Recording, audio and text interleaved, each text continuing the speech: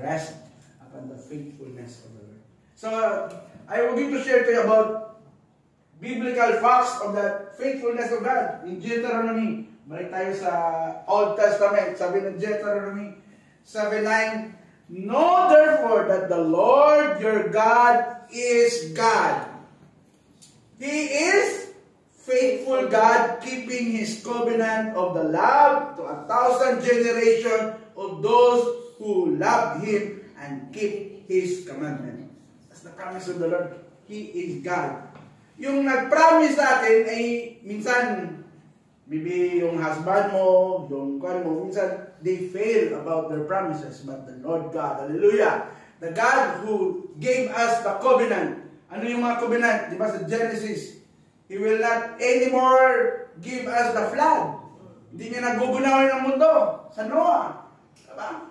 He's the God who promised. Yun yung Diyos na nag-promise sa atin. Diba? Pero sabi mo, pastor, may mga baha pa rin. Ang baha na yan, nangyayari yan dahil sa kapabayaan ng mga tao.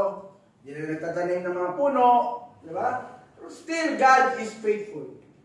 God is the God who promised. Give us the covenant. Not just in Deuteronomy. Sabi din ng Psalms 119, 89 to 90 says, your word, Lord, is eternal. Ibig sabihin, from the beginning up to the end. It stands firm in the heavens. Your faithfulness continues through all generations. You establish the earth and it endures. Siguro sa akin ito, pang ilang generation na tayo from our grandparents. Sa akin, pang 4th generation na ako sa grandparents. Mula sa lolo, ng lolo ko, at ng tatay ko. So, tama ba? 4th generation na ako. And I thank God we cut off those, ano tawag ito? Pag sinabi kasi sa family namin, number one, sa family namin, sa father side ko, ay puro yan manginginom. Talagang tumba. Natin lang, pag sabi ba dati, natatandaan ko dati, pag nakakauwi pa yung lolo ko, hindi pa yan lasing, nakainom na. Pero pag ginatid ng pulis, kasi pulis ang inuman niya, lasing niya. Diba? Thank God, we cut off those, yung mga vices niya. And then, second is that, the freedom of religion. Hindi na sumasamba sa Diyos-Diyusan. Cut off. Most, sa lola ko naman aside, halos sa amin ay puro mga priest, monsignor, mga matataas na mga tao sa katungkulan. Thank God, cut off. Yung isang kwento ng isang tsuhin ko, kung tuwa ko kasi sa inyo ng lola ko na naging pastor siya, pinagalitan siya ng uncle ko na pare. Bakit daw siya naging pastor? Eh, nasa generation daw namin. Kailangan maging priest. Thank God, cut off. Marami pa. God's promise, He is faithful from generation to generation. To the next generation. That's the promise of the Lord. Wow. And then, not just for the generation, sabi ng 1 Thessalonians, the one who calls you is faithful and He will do it. Sabi mo sa katabi mo, faithful. Faithful. Yung tumawag sa'yo, yung nag-invite sa'yo, ginamit lang yun ni Lord. But the one who called us is faithful. He is God, our Father in heaven. Talagang mabuti po siya. Hindi po siya yung nagdadalawang isip. He is faithful from generation. When He gave the covenant to every one of us, when He gave His promises, He's always there for us. Okay? Not just faithful. And then in 2 Timothy 2:13 says, if we are faithless, He remain faithful, for He cannot disown Himself. Sometimes, di ba, magtataka ka, ba't kaunti lang tayo? Masan yung iba? Minsan, nandun na sila sa galaan, o nandun na sila sa mas, pumunta ka ngayon ng mall, maraming tao sa mall. Diba? They are not faithful. God is faithful. Even tayo, marami tayong mga pagkukulang sa buhay natin. Hindi natin mabilang kung ano-ano mga pagkukulang na meron tayo, but still, remember, He remained faithful to every one of us. Ganon yung Diyos na sinasamba natin.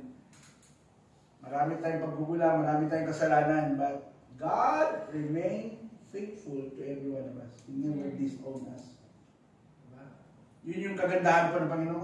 Tapos minsan nagtataka tayo, kami nga nagsisimba, tapos hanggang ngayon wala kaming sasakyan, minsan material things ang hinahanap natin. Diba? Bakit hanggang ngayon, 10 to 20 years ka ng OFW, wala ka pa rin house and lot. Nakikitira ka pa rin sa nanay, sa tatay mo. Diba? Maraming mga test sa buhay natin, nakala natin, parang, yung halos na nakausap ko ng mga nag-applicant, nagmamadali kasi wala ng pera. Sabi ko, ilang taon ka na nagtatrabaho? 10 years. Wala pa rin siyang pera. Diba? Pero meron naman ako nakausap na super blessed siya, lalo na sa asawa niya. Diba? Kasi marunong gumamit ng pera, marunong mag-ipon ng pera. Diba?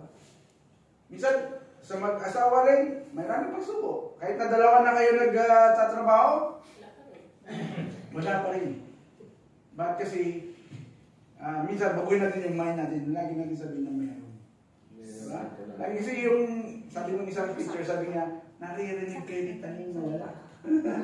Kaya, laging tandaan, yung Diyos na tumawag sa atin ay faithful.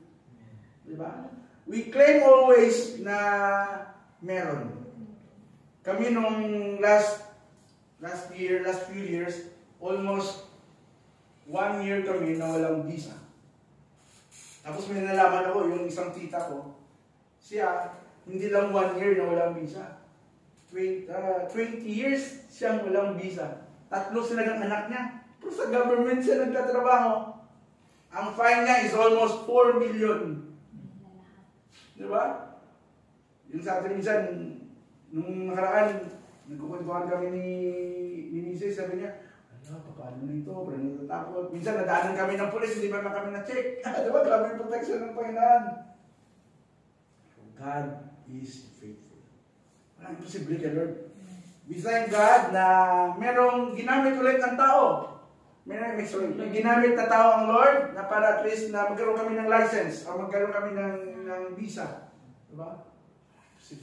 Just kung ano yung desire ng heart natin, bibigay ni Lord. Minsan may mga akala natin, pag nananampalataya tayo sa Panginoon, parang wala nang pagsubok.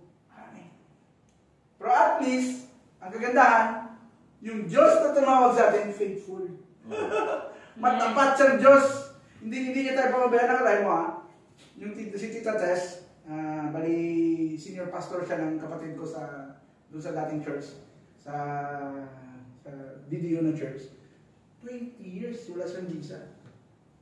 Kaya nung yung may mga kasama, may mga aplikante ako dating walang visa, mas malala pala siya sa amin. Pero grabe, may ginamit ang Diyos. Basta, sabi ng salita ng Diyos, ang sikreto nila, sabi ng Tita Tess, sabi niya, continue to seek the Lord. You seek the Lord and His righteousness. Inuna niya ang Panginoon.